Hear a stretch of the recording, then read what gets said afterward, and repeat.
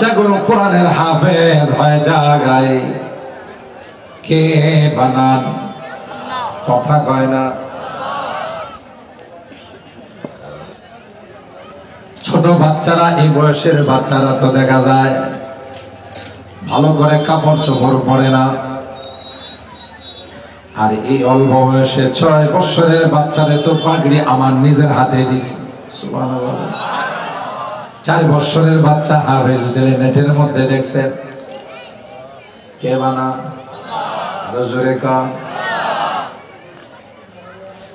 কোরআনের বিরুদ্ধে যত বেশি ষড়যন্ত্র হবে, যত বেশি কোরআনের আওয়াজকে দুশমনরা স্তব্ধ করে দিতে চাইবে, তত হিফজের মাত্রা আল্লাহ বয়সের মাত্রা আরো কমাবে।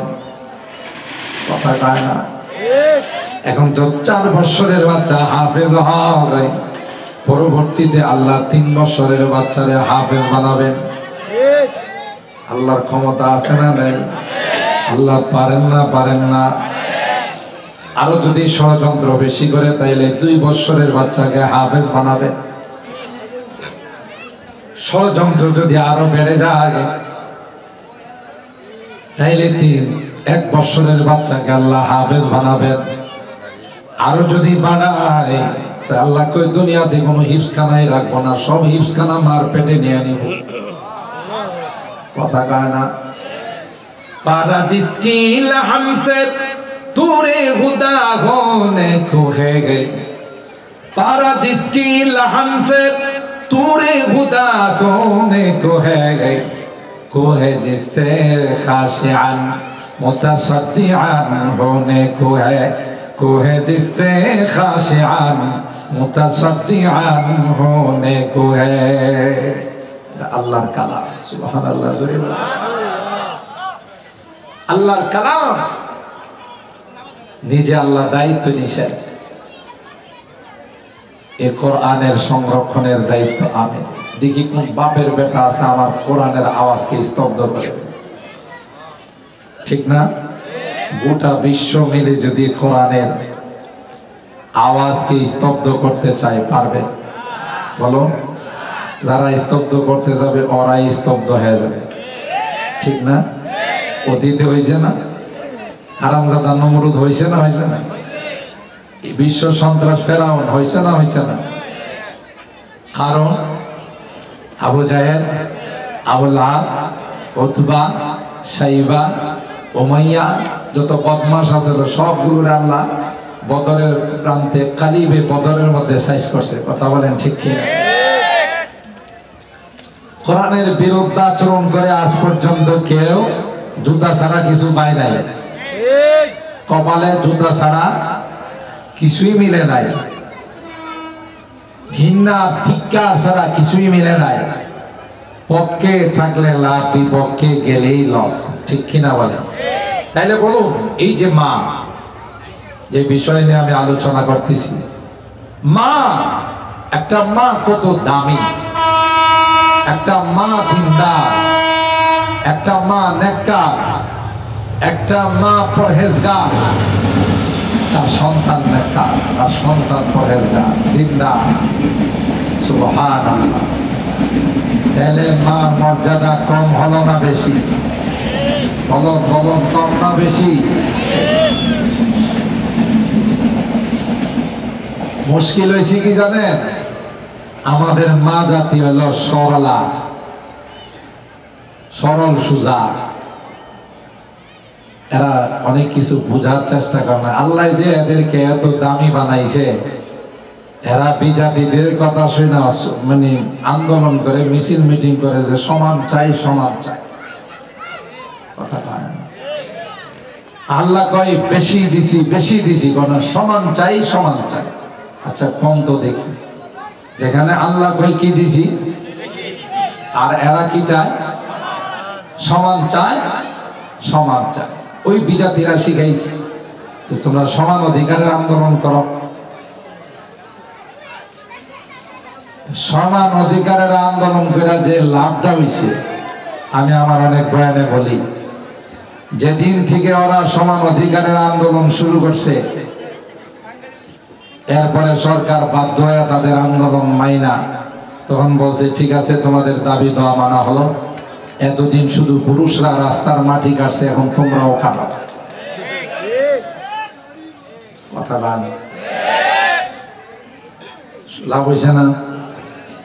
সমানের আন্দোলনে লাভ হয়েছে। আর ঢাকা শহরে সমানের আন্দোলন করার কারণে ঢাকা শহরে যারা বসবাস করছে, গার্মেন্টস সেক্টরে যারা চাকরি করে, আমরা তো মসজিদে বয়ান করি, হুজুররা, ইমামরা, খতিবরা বয়ান করেন যে আপনার স্ত্রী মানে হলো সব দায়িত্ব আপনার উপরে চলে আসছে, বাজার সদাই, ওষুধপত্র, চিকিৎসা সব আপনার উপর, বিসমিল্লাহ কবুল বলছেন মানে সব আপনার উপর চলে আসছে। এখন যেদিন থেকে ওরা সমান অধিকারের আন্দোলন শুরু করছে, সরকারও দাবি মাইনা নিছে, এখন যারা পুরুষ আছে এরা করতেছে এই তুইও গার্মেন্টসে চাকরি করিস, আমিও করি, বেতন দুইজনের প্রায় সমান সমান, শুধু একতরফা আমি বাজার করবো কেন, তোর অর্ধেক আমার অর্ধেক। কম তো দেখি লাভ হয়েছে না লস হয়েছে? এই আন্দোলন করে কি লাভ হইল না লস হইল? আসলে ওদেরকে শিখাইছে কারা? যাদের কোনো দাম্পত্য জিন্দেগি বলতে কিছু নাই, পশুত্বের জিন্দেগি যাদের, বিজাতিরা, এদের মধ্যে কোনো দাম্পত্য জিন্দেগি নেই, সুখ শান্তি নেই, পশুত্বের জিন্দেগি তারা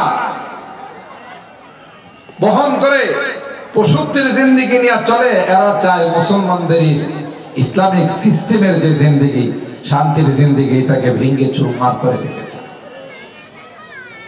নোংরা নোংরা স্লোগান আমাদের নারীদেরকে শিখায়, ঠিক না? থাকবো না গো বদ্ধ করে দেখবো, আবার এ বলে বদ্ধ করে থাকবো না, জগৎটা ঘুরে ঘুরে দেখবো। কথা কোন ঠিক কিনা? আরো খারাপ স্লোগান যেগুলো মুখে আনতে খারাপ লাগে, আমার মন আমার দেহ যাকে ইচ্ছা, আস্তাগফিরুল্লাহ কালকে কয় না, আমার মন আমার দেহ যাকে ইচ্ছা তাকে দিব, আস্তাগফিরুল্লাহ, নাউযুবিল্লাহ। এ বলে যার ইচ্ছা তারে দিব। কখনো রাত্রে যাবো হোটেলে, কখনো যাবো পতিতালে, কখনো যাবো নাইট ক্লাবে, যারে মনে চাই তারে দিবে, নাউযুবিল্লাহ বলে। কারণ কি জানেন? ওদের মধ্যে তো কোনো দাম্পত্য জিন্দেগি নাই, লিভ টুগেদার। একজনের সাথে আরেকজনের কিছুদিনের প্রেম ভালোবাসা হয়, কিছুদিন থাকে, এরপরে মনে চাইছে না চাইরা আরেকজনের সাথে যায় সম্পর্ক করে। এখন এই যে সন্তান মাঝখানে আসলো, এটার পিতৃ পরিচয় আছে, কথা পায় না। মাফ করে দিয়ে না, আমার বুঝার জন্য বলতেছি, পিতৃ পরিচয় আছে। তাইলে এর মধ্যে আর কুকুরের মধ্যে কি পার্থক্য হলো? যে ভাদ্র মাস গেছে না, বড়বাজার এলাকার, টঙ্গী এলাকার কুকুর মধ্যে কোনো বাচ্চা সাচ্চা দেয় নাই, দিছে? কোনোটা হাফ ডজন দিছে, কোনোটা আবার পারলে 1 ডজন দিছে। কথা বলেন ঠিক কিনা?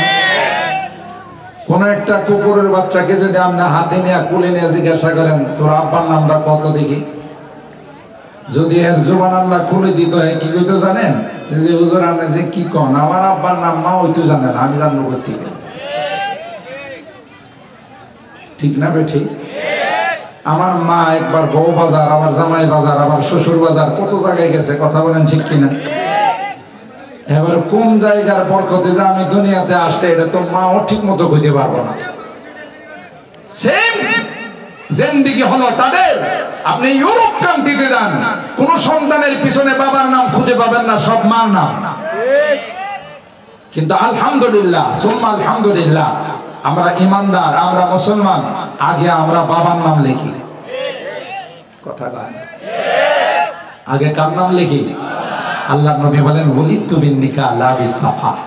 আল্লাহ আমার বংশটাকে এইভাবে বাছাই করছে, আমার বংশের মধ্যে এই জাতীয় কোনো নোংরামি আসে নাই। আল্লাহ উপরের থেকে আমার বংশটাকে বাছাই করে আল্লাহ আমার দুনিয়াতে পাঠায়। আমরা তো সেই নবীর উম্মত। কথা বলেন ঠিক কিনা? আমাদের মধ্যে সুখ শান্তিতে এক দস্তরখানে বসে স্বামী স্ত্রী খায়, কি মিল মহব্বত, শাক সুটকি দিয়ে খায়, কত আরামে জিন্দেগি কাটায়, কোনো টেনশন নাই। শুইতে দেরি হয়, সেলো মেশিন চালু হতে দেরি হয় না। কথা বলেন ঠিক কিনা?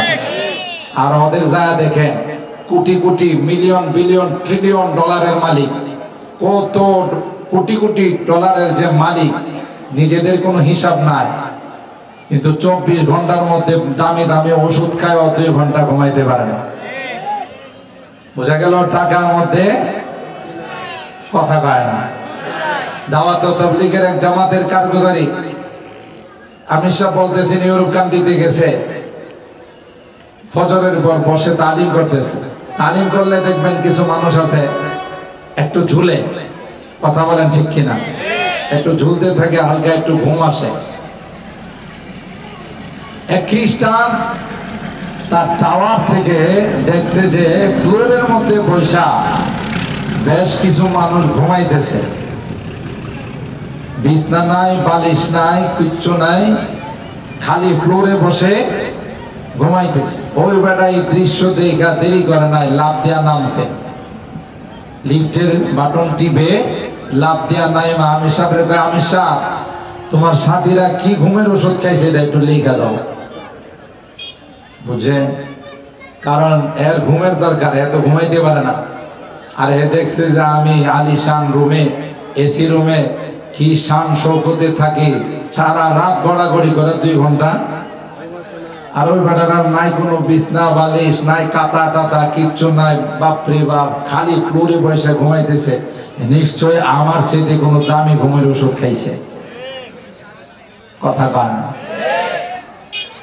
আমির সাহেব বললেন ঘুমের ওষুধ লিখে দিতে হবে না, সাথে নিয়ে আস। যাও তুমি বাসায় যাও, বাসায় যাইয়া পাক পবিত্র হয়ে আসো, আমি ওষুধরা খাওয়াইতে দেরি হবে রে, তোমার চোখে ঘুম আসতে দেরি হবে না।